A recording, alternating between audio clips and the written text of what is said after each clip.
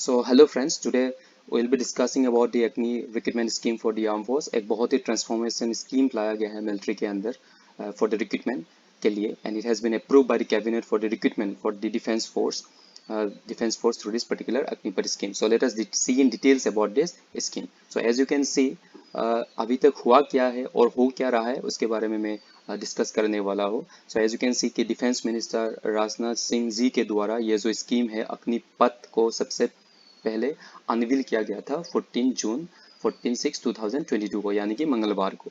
और ये जो बेसिकली आर्म फोर्स के अंदर ट्रांसफॉर्मेशंस लाने के लिए इस स्कीम को लॉन्च किया गया. मेनली उसका मकसद यही था. As you can see, what Rajnath Singh has said, that he said that Indian youngsters will be provided opportunity to serve in the armed forces and Agniveer, मतलब हमारे बहुत सारे युवा जो आर्म फोर्स में जाना चाहते हैं उसके लिए एक बहुत ही अच्छा मौका है. एंड दोस्त who join this arm force through this particular scheme they will be called as Agniveer. उनको अग्निवीर कहा जाएगा और जिसकी वजह से हमारे इंडिया की जो आर्म फोर्स है वो बहुत ही ज़्यादा बेहतर और मजबूत बन सकता है, मजबूत बनेगा इस स्कीम के द्वारा. And the Agniveer will be given a good pay packages and excitement retirement packages after a 4 years. इसके बारे में I will be discussing in details. So again, our defense minister, he added that our effort is to provide youthful profile to armed force through rollout of Agnipath recruitment scheme. Basically यहाँ पर कहने का ये मतलब है कि हमारे जो youthful है उनका प्रोफाइल भी बहुत ही ज़्यादा बेहतर बन सकता है इस स्कीम के through. It is obvious that if you go anywhere serving as an arm force you stand unique और आपकी एक अलग ही पहचान होता है. In that way obviously it is a very good scheme.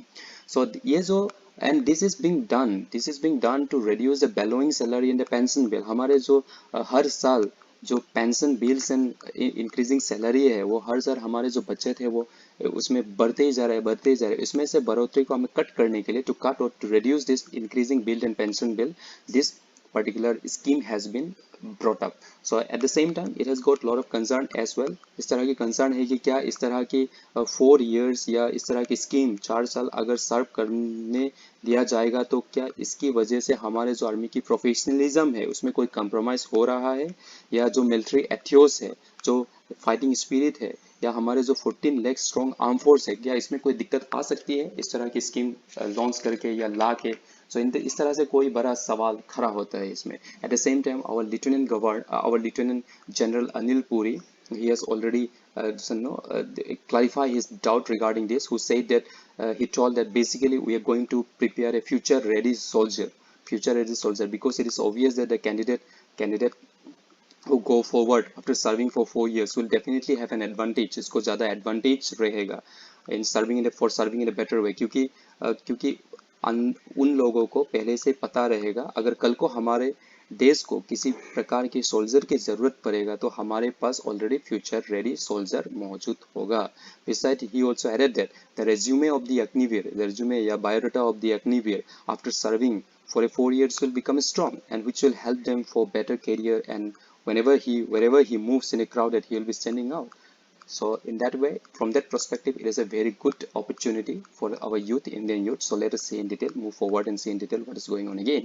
Now, as far as the scheme is concerned, it is a pan-India recruitment scheme which will be done by the central government. ये एक pan India recruitment scheme है जो कि completely central government द्वारा किया जाएगा. So candidate can join and serve in any of the three services, either in navy, air force और army as soldier, airman and the sailor. और ये एक प्रकार से अपॉर्चुनिटी रहेगा यूथ के लिए कि वो रेगुलर आर्म फोर्स के अंदर एक साथ सर्व करने के मौका मिलेगा. And all the recruiter will be called as Agniveer, और सभी रिक्रूट को अग्निवीर कहा जाएगा. So Agniveer will be, as I told you, it will be enrolling, the durations of the Agniveer will be for a period of 4 years, और ये it will be including everything right from the training to date of the service period. After 4 years, 4 खत्म होने के बाद क्या होगा कि after 4 years maximum max to max 25% of the Agniveer will be retain. यानी कि अगर 100 में से सिर्फ 25 अग्निवीर को ही आगे जाने का रेगुलर बेसिस पे ज्वाइन करने के लिए मौका मिलेगा. That means Agniveer will be retain as regular cadre based on the merit, medical fitness, if they wanted to continue, and they will be serving for another 15 years. उसके बाद वो लोग फिर से बाकी जो 15 साल के लिए सर्व करेगा, they will be serving it. और जो पहला 4 साल था, for the previous 4 years there will be it will be a completely purely contract basis, and there will be no pensionary benefits for the first 4 years. Only for the remaining 15 years, if they get selected for the regular armed forces, then only for those period they will be having the pensionaries benefits and all those things. और जो बाकी का 75% जो रहेगा and the remaining 75% Agniveer which will be remaining, जो रह जाएगा, that will be what they will be happening, they will be given a packages of 11 to 12 lakh rupees, 11 to 12 lakh rupees under the 7ED scheme, so that they can start a career, ताकि वो अपना career फिर से खुद से बना पाए और नया करियर शुरू कर पाए। जहाँ तक एज लिमिट के सवाल है, as far as the age limit is concern, the recruitee must be between the age limit of 17.5 to 21 age gap के अंदर होना चाहिए। यहाँ पे ध्यान रखिए 18 साल नहीं, ये 17.5 साल है, मतलब 17.5 साल से लेके 21 साल तक। बट गवर्नमेंट जो कि हमें पता है कि पूरा देश में इसकी वजह से पूरा देश में अभी क्या चल रहा है कि स्ट्राइक प्रोटेस्ट चल रहा है in different states and different aspirants are striking, so therefore the government had decided to extend the age to 23 years. जहाँ तक रिक्रूटमेंट की बात है, देखिए ये एक centralise transparent screening assessment based on merit की बेसिस पे सिलेक्शन किया जाएगा और जो भी आपको परफॉर्मेंस देना होगा वो आपको देना ही है। और 100% कैंडिडेट अप्लाई कर सकते हैं वॉलंटियर बेसिस पे। मान लो आपका 4 साल ख़त्म हो गया, उसके बाद भी अगर आप रेगुलर कैडर में अगर आप सर्व करना चाहे तो you can serve it on volunteer basis, but for that you will be not getting, no salary will be given once the 4 years completed. And the news has came कि first rally will be starting from 90 days from the date of announcement, that is from the 4/6/2022, यानी कि 14 तारीख को इसका announcement हुआ था। उसके 90 दिन बाद ही उसका फर्स्ट रिक्रूटमेंट ड्राइव के लिए शुरू होने वाला है।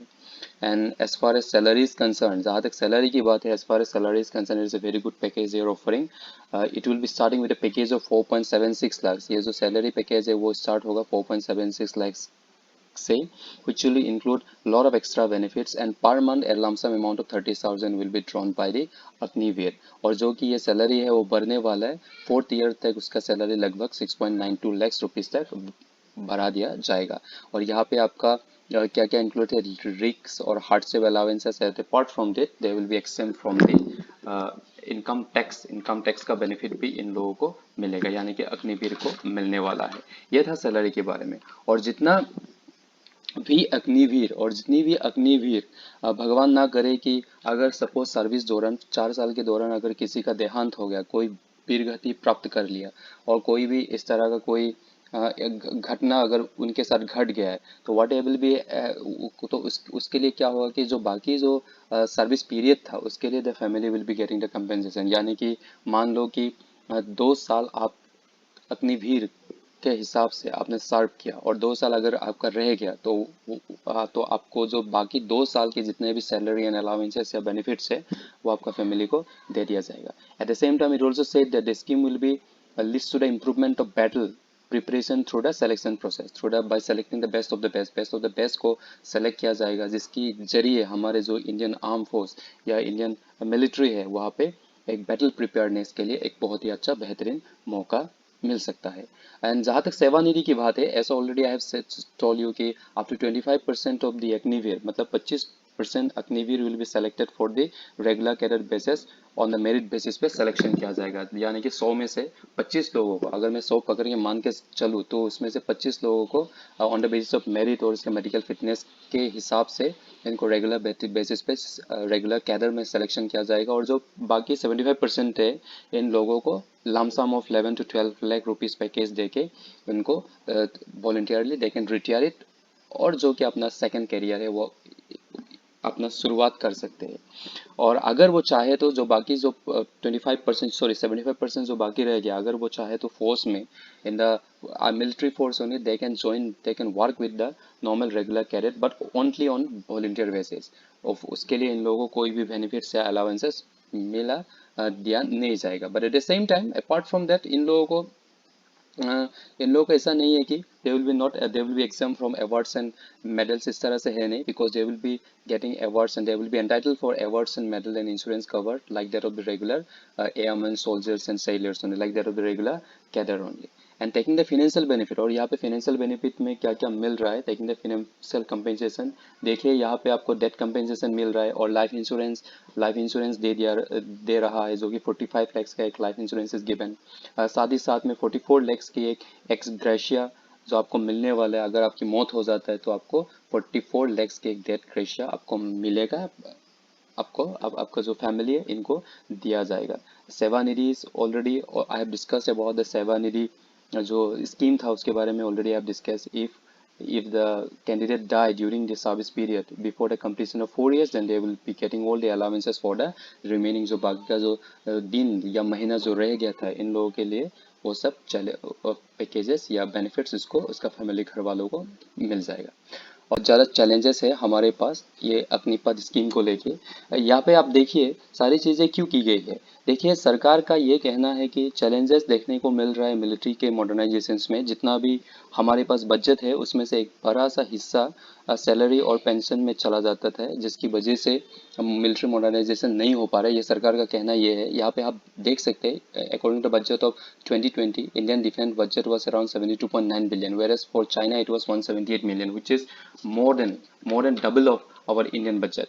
यहाँ पर सबसे बड़ी प्रॉब्लम ये थी कि हमारे पास जो डिफेंस बजट है उसमें से एक बड़ी अमाउंट मैन पावर में चला जाता था, which is why could not upgrade our modern military. हम अपनी मिलिट्री को मॉडर्नाइज नहीं कर पा रहा था। You can see an example you can see an example of the budget of the army budget of 2021, जहाँ पे 56% of the total budget was allotted to the army alone, that is 38 billion। on only 18% of the budget जो कि 7 billion है जो capital expenditure में लगाया गया है, जो कि काफ़ी नहीं है हमारे जो आर्मी मिलिट्री वेपन्स है उनको मॉडर्नाइज करने के लिए वो बहुत ही कम है, काफ़ी नहीं है। This is why the government has launch this particular scheme so that they can save. Government का सरकार का यही कहना है कि through this Agnipath scheme they are trying to reduce the pensions and salary expenditure so that they can use this remaining money for upgrading our budget। अब हमारे जो बाकी मिलिट्री मॉडर्नाइजेशन है उसमें लगा सके और हमारे जो मिलिट्री डिफेंस फोर्सेस को मॉडर्नाइज कर पाए। But at the same time we have got lot of criticism, हमारे पास लॉट ऑफ क्रिटिसिज्म है, we have lot of criticism regarding the entire schemes। So even the ex-service officer are criticizing regarding the scheme। They are saying that to prepare a fully combat soldier it takes 7 to 8 full years, 7 से 8 साल लग जाता है से training, regular rigorous training देने के बाद एक 7 से 8 ईयर्स का बीच में एक fully train combat ready prepare होता है, एक सोल्जर प्रिपेयर होता है। Now question is that will it be possible to give a training and serving with in only 4 years in one way or the other way? Somewhere there is then a military person will be poorly motivated, somewhere or the other way they will be poorly motivated and will become risk averse, क्योंकि क्योंकि उन्हें पता है कि 4 साल खत्म होने के बाद उन लोगों को एक नया करियर शुरू करना पड़ेगा, जिसकी वजह से वो मिलिट्री का जो जज्बा है, जो स्पिरिट है, वो उतना रिस्क नहीं लेना चाहेंगे। They won't be taking the risk that they was supposed to be taken because they have to start a new career once their 4 year term is completed। One soldier also says that the basic ethos of Indian soldier revolves around नाम नमक and निशान। नाम नमक and निशान मतलब वो अपना रेपुटेशंस के लिए, एक मिलिट्री अपना रेपुटेशंस के लिए जीता है, अपनी पलटन के लिए काम करता है और उसको बचाने के लिए, उसी के लिए वो पूरा जिंदगी लगा देते हैं। फॉर एग्जांपल अगर हम लोग एक एग्जांपल देखा जाए तो इन 1991 the climbing up of Kargil high, which was very difficult task, but because of their military ethos and spirit, they make the difficult possible। लेकिन जो कॉन्ट्रेक्चुअल एम्प्लॉय है उनको कहीं ना कहीं पे जो शॉर्ट टर्म एम्प्लॉय रिक्रूट किया जाएगा वो कहीं ना कहीं पे वो जो the spirit might be lagging in them, क्योंकि उन लोग को पता है कि it is just a contractual and once the contract is over they has to start some other career. और यहाँ पे मेरी conclusion, basically in the conclusion I just wanted to say that due to the covid the recruitment rally was suspended, as we know that because of the COVID 2 years the recruitment rally was suspended, as a result of which there was a crowns of manpower. There was a crowns of manpower in the 11.7 lakh strong army. And before the COVID, if we see the data, around 53,431 and 80,572 Jawans were recruited by the rallies in 2018-19 and 2019-20 itself. But after that, there was no recruitment done because of the COVID, which is why there's an urgent requirement of the manpower. The Agnipath scheme, of course, it is going to be very beneficial, but at the same time, the government need to be very careful. The government need to be very careful about the concern which already I have talked about. So that was all about the Agnipath scheme. I hope you understood you have come to know about the Shaktipat schemes. So if there is any queries or doubts, you can comments on the comment sections. So thank you very much.